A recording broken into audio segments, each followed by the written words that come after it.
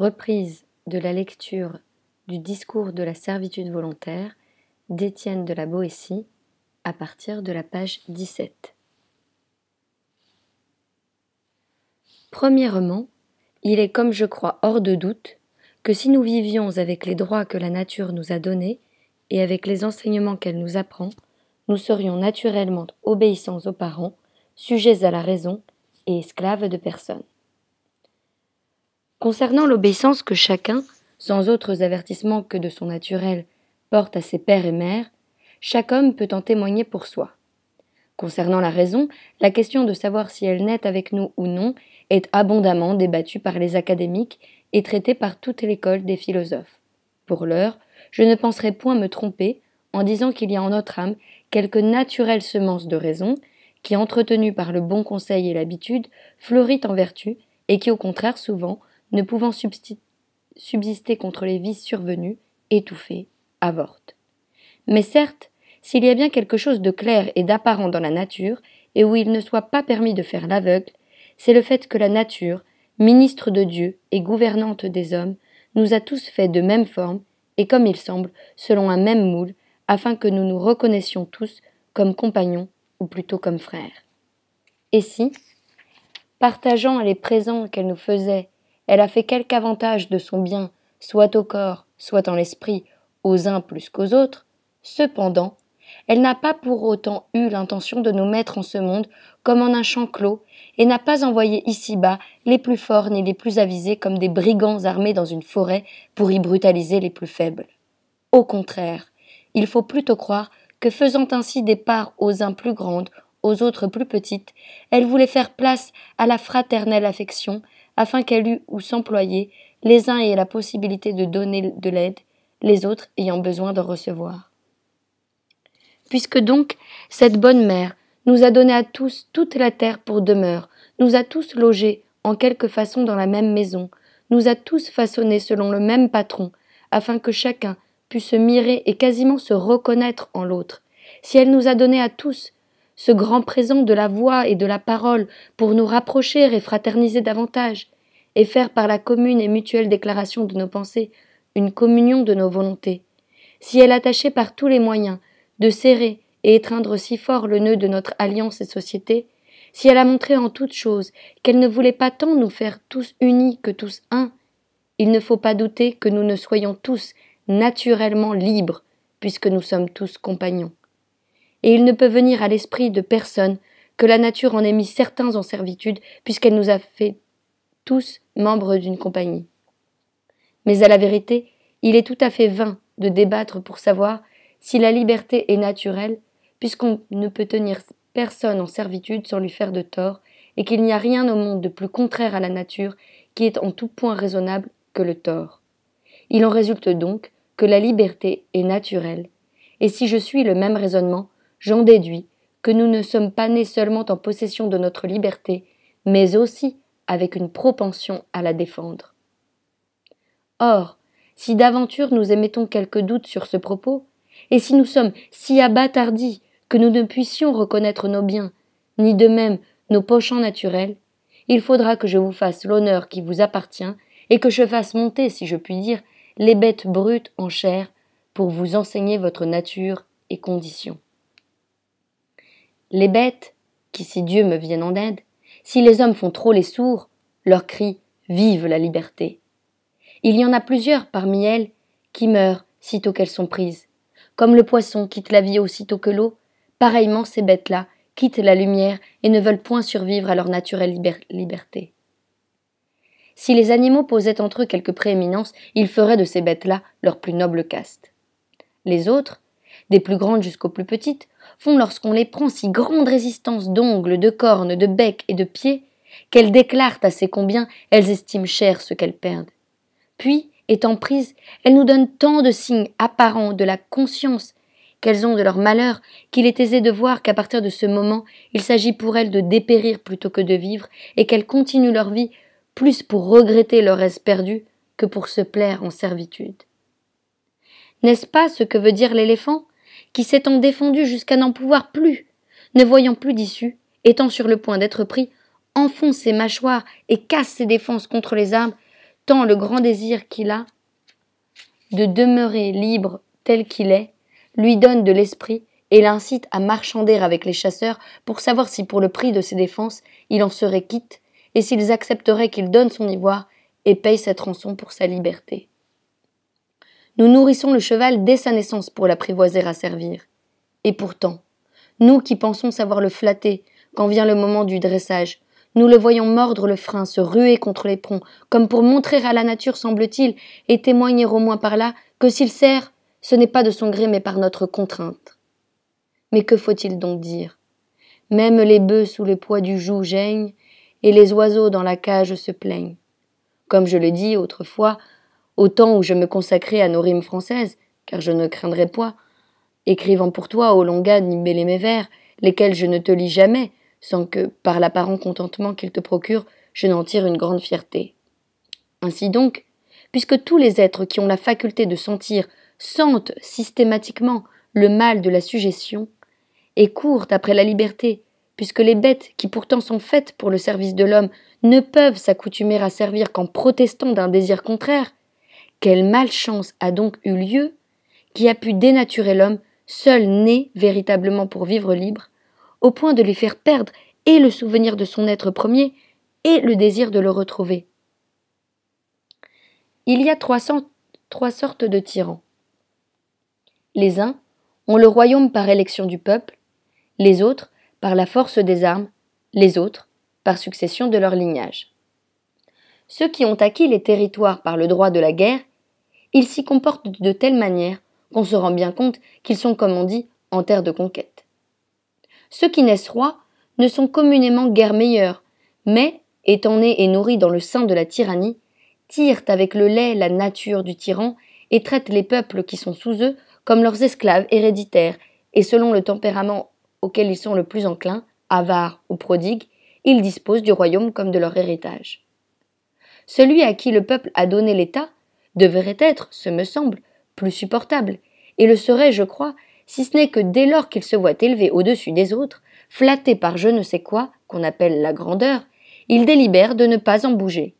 Généralement, celui-là envisage de transmettre à ses enfants le pouvoir que le peuple lui a donné, et dès lors qu'ils ont adopté cette idée, c'est chose étrange de voir combien il surpasse en toute sorte de vices, et particulièrement en cruauté, les autres tyrans, ne voyant d'autre moyen pour assurer la nouvelle tyrannie que de resserrer si fort la servitude et d'éloigner tant leurs sujets de la liberté, que même si la mémoire en est fraîche,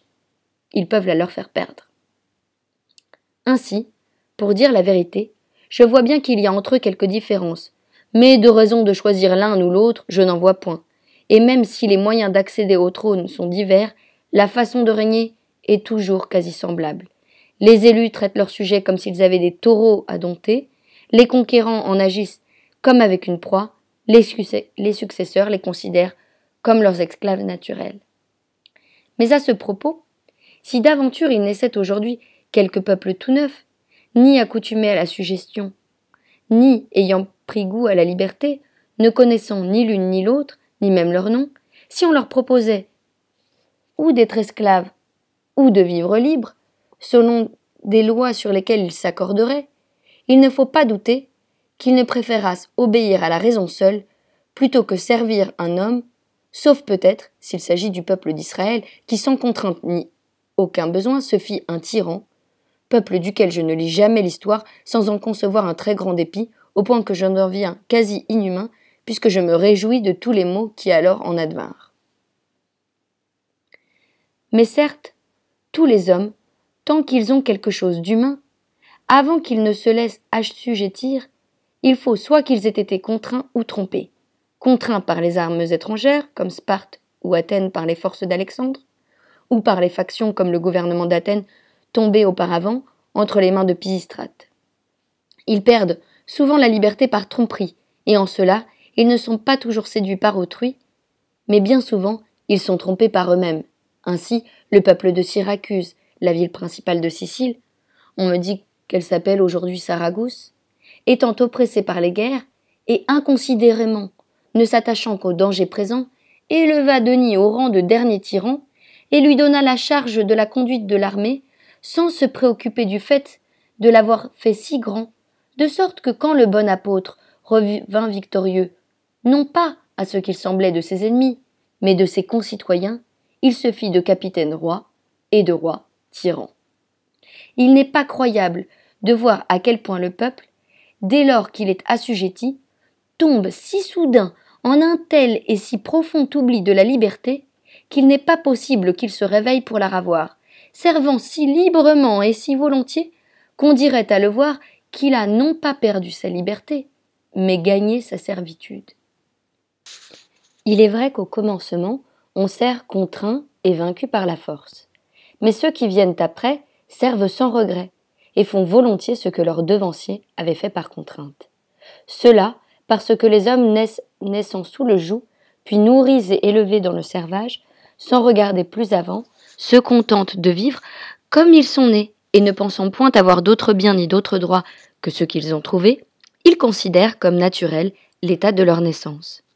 Et toutefois, il n'est point d'héritier si prodigue et nonchalant qui ne jette quelquefois les yeux sur les registres de son père, pour voir s'il jouit de tous les droits de sa succession, ou si l'on a porté quelque atteinte à son prédécesseur ou à lui-même. Mais certes la coutume, qui a en toute chose grand pouvoir sur nous, n'a en aucun droit une force plus grande qu'en ceci, de nous enseigner à servir, et ceci, comme l'on dit de Mithridate, qu'il s'accoutuma à boire le poison, pour nous apprendre à avaler et à trouver moins amer le venin de la servitude. L'on ne peut pas nier que la nature n'ait en nous une part importante pour nous diriger là où elle veut et nous faire estimer bien ou mal nés. Mais il faut cependant confesser qu'elle a sur nous moins de pouvoir que la coutume, parce que le naturel, si bon soit-il, se perd s'il n'est entretenu, et l'éducation nous façonne toujours à sa manière, quoi qu'il en soit, malgré la nature. Les semences de bien que la nature met en nous sont si menues et glissantes qu'elles ne peuvent endurer le moindre heurt produit par une éducation contraire.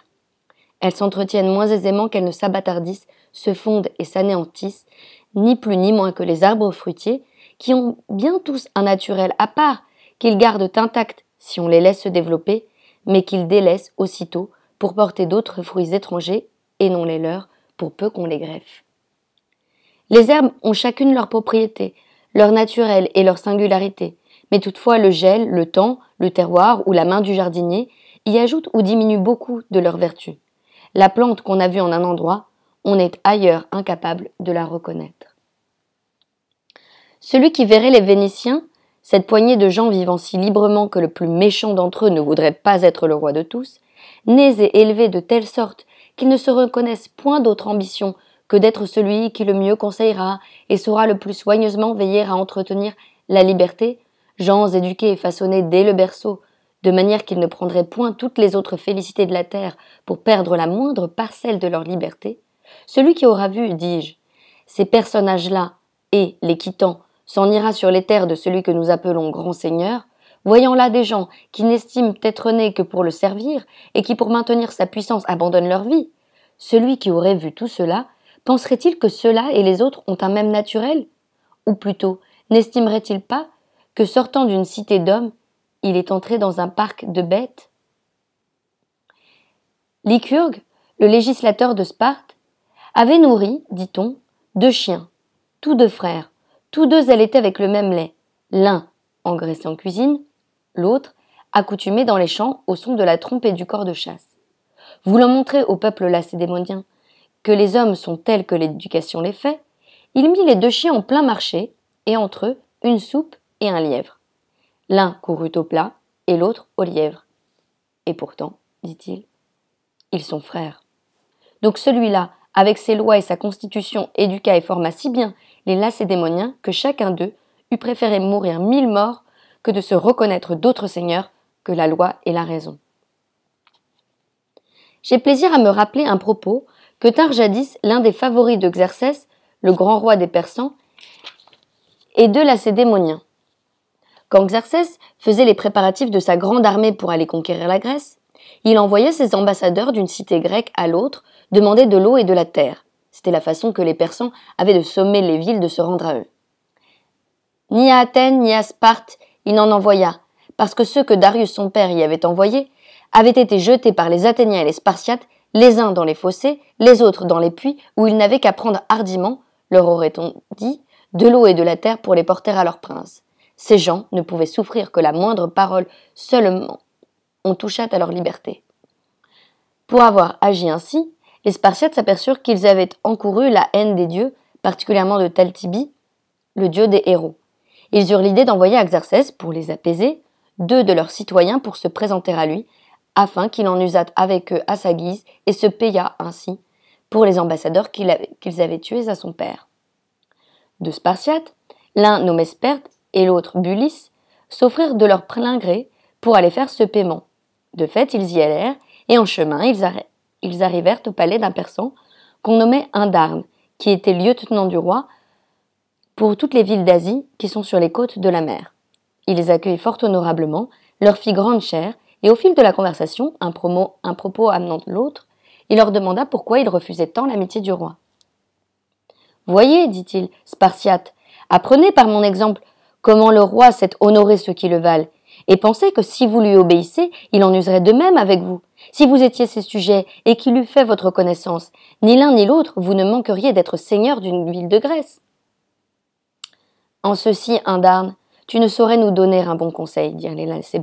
Lacédémoniens, parce que le bien que tu nous promets, tu l'as expérimenté. Mais celui dont nous jouissons, tu ne sais ce que c'est. Tu as éprouvé la faveur du roi, mais de la liberté, de son goût, de sa douceur, tu ne sais rien. Or, si tu en avais tâté, toi-même tu nous conseillerais de la défendre, non pas avec la lance et l'écu, mais avec les dents et les ongles.